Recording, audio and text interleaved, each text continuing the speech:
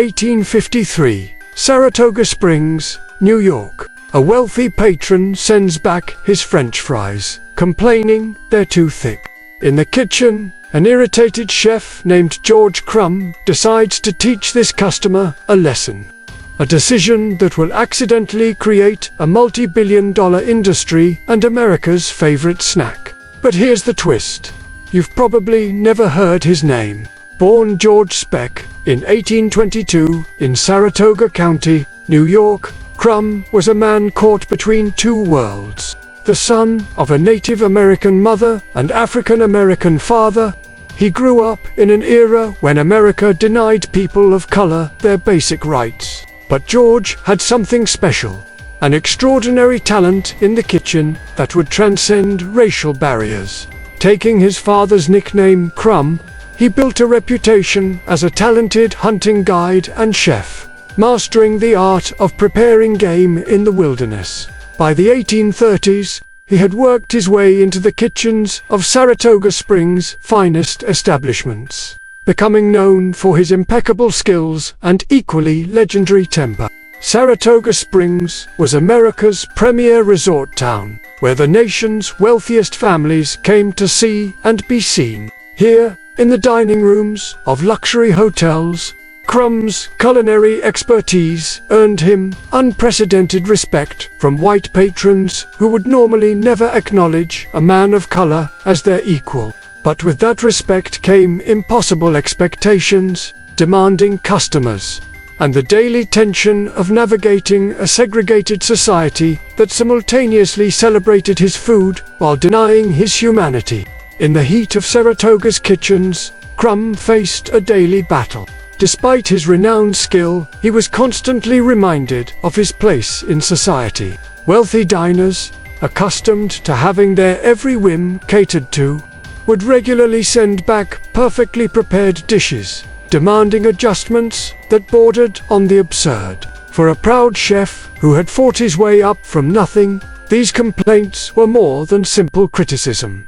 They were personal affronts, but the real challenge ran deeper. In 1850s America, success for a man of Native American and African American descent came with a bitter price. While white customers praised his cooking, they still treated him as inferior. Restaurant owners profited from his talent while paying him a fraction of what white chefs earned. Patents and business opportunities remained out of reach due to racial barriers. Each perfectly plated dish that left his kitchen was both a triumph and a reminder of the walls he couldn't break down. The pressure built with every returned plate, every muttered complaint, every backhanded compliment about being surprisingly refined. Then came the night that would change everything. The night an especially particular customer pushed him too far. It was a bustling summer evening at Moon's Lake House restaurant, when a plate of French fries was returned to the kitchen.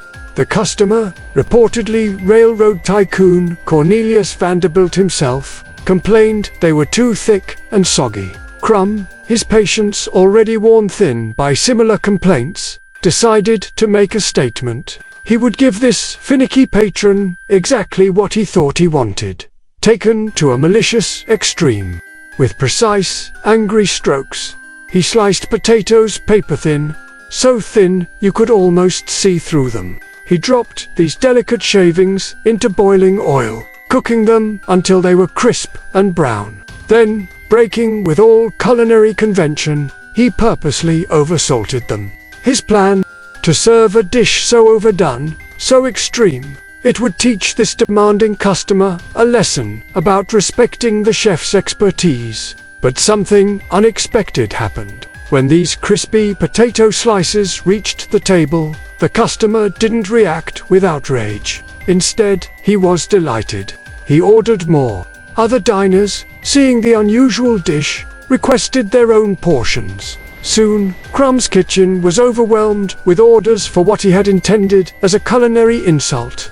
The Saratoga chips, as they came to be known, quickly became the most popular item on the menu. Crum had accidentally invented the potato chip, not through careful planning or deliberate innovation, But through an act of defiant creativity, he refined his technique, experimenting with different oils and seasonings, transforming his moment of spite into culinary art. The chips became his signature dish, drawing visitors from across the country who had heard whispers of this revolutionary new snack. Despite the massive success of his creation, Crum never saw the full fruits of his innovation. In an era before civil rights, the legal and social barriers faced by people of color meant he couldn't patent his invention or establish a large-scale manufacturing operation.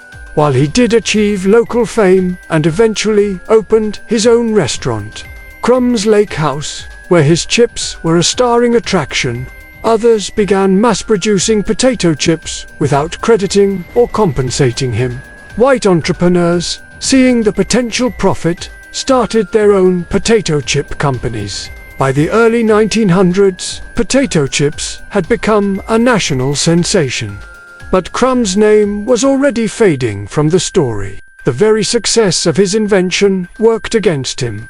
As potato chips became industrialized and commercialized, the narrative of their creation was whitewashed, simplified, or simply forgotten. His role as inventor was questioned, disputed, and sometimes deliberately obscured by those who profited from his innovation. When George Crum died in 1914, the snack he had created was becoming one of America's favorite foods, but his contribution was barely acknowledged in the mainstream press.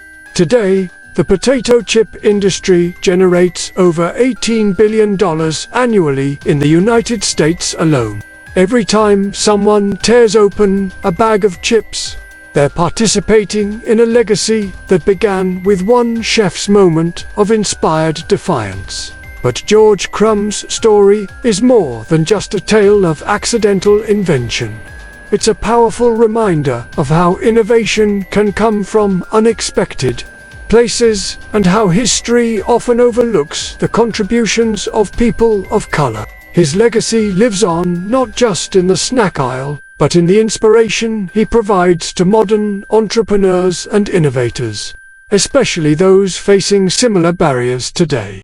The next time you crunch into a potato chip, remember George Crum, the proud, talented chef who turned anger into innovation, spite into success, and changed the way the world snacks. Because sometimes the greatest inventions don't come from careful planning in a laboratory, but from a moment of passionate defiance in a hot kitchen.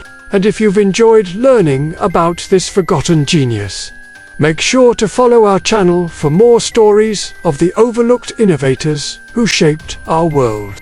Let us know in the comments what other forgotten inventors deserve to have their stories told. Because history isn't just about the names we all know, it's about the hidden heroes whose innovations we use every day.